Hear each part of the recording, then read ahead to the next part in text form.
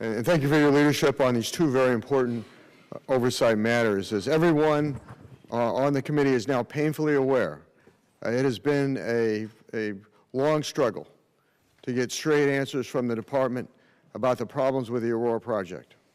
As late as April 2014, at a field hearing in Colorado, despite the findings on numerous oversight hearings and a scathing GAO review, VA senior officials continued to tell Congress that the VA hospital in Aurora could be built with funds already on hand.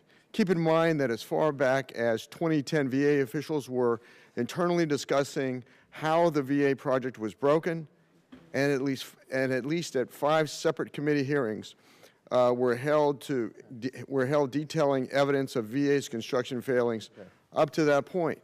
It wasn't until December 2014 when the VA lost its case in the Civilian Board of Contracting Appeals on all counts that it was forced to publicly admit it had a construction problem.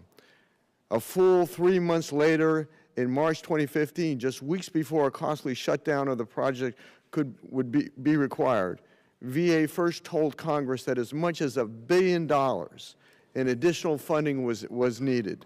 Still, Mr. Chairman, if the department's effort to hide the problems in Aurora sound bad, the department's efforts to avoid subsequent accountability have been worse. A full 6 months after Deputy Secretary Gibson told members of the Colorado delegation that the AIB was completed, and following numerous congressional requests, the committee was provided with what is purported to be a 31-page summary of the AIB.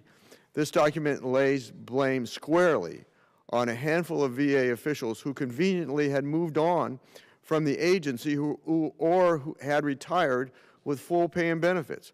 One VA official, now collecting a taxpayer-funded pension, collected over $60,000 in bonuses while overseeing a project that had been spiraling out of control.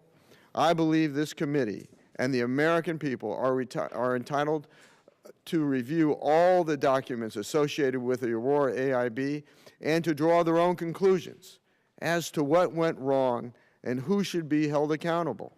As far as this project is concerned, I believe there is an understandable lack of trust in the VA's explanation. I urge all my colleagues to support this motion, and I yield back. Thank you, Mr. Coffman.